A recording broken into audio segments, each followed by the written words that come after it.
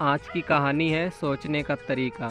हमारी ज़िंदगी में कई बार ऐसा होता है कि जब हम अपने सोचने का तरीका बदलते हैं तब हमारी ज़िंदगी भी बदल जाती है। ज़िंदगी में जो कुछ भी होता है वो सिर्फ ज़िंदगी का 1% ही होता है, बाकी 99% तो हम जो हुआ है उसके बारे में सोचते हैं।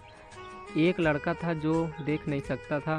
ये लड़का भीख मांगकर अपना जीवन गुजारता था। एक दिन ये अंधा लड़का हर रोज़ की तरह एक बड़ी सी बिल्डिंग के आगे बैठकर भीख मांग रहा था।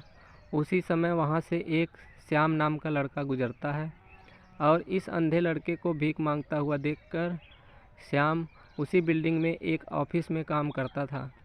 जब श्याम ने देखा कि ये लड़का भीख मांग रहा है तो वो उसकी मदद करने के लिए उसके पास पहुंचता है।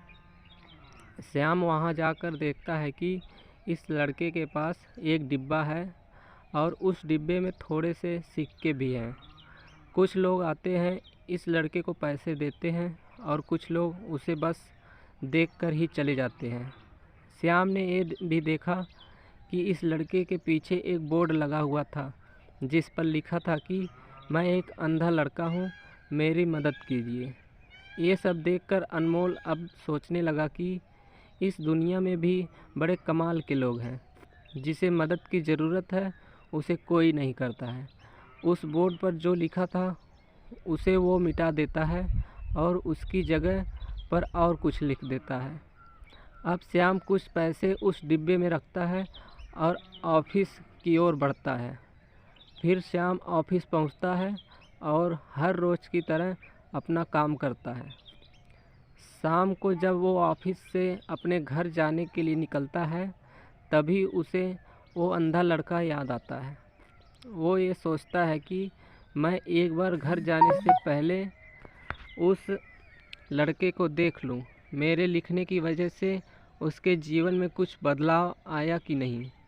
वो उस अंधे लड़के के पास जाता है। उसे पहुंचते ही वो लड़का खड़ा हो जाता है। वो कहता है कि भैया, मैंने आपको आपकी आने की आहट से ही पहचान लिया। आप वही हैं जो सुबह आए थे और मेरे इस बोर्ड पर कुछ लिख कर गए थे। मैं आपको सिर्फ इतना पूछना चाहता हूँ कि आपने ऐसा क्या लिखा था मेरे बोर्ड पर कि जो भी यहाँ से गुजरता है वो मुझे कुछ ना कुछ देकर ही जाता है। श्याम ने कहा कि मैंने जो तुम्हारे बोर्ड पर लिखा हुआ था उसे मिटा दिया। तुम्हारे बोर्ड पर लिखा हुआ था कि मैं एक अंधा लड़का हूँ, मेरी मदद कीजिए।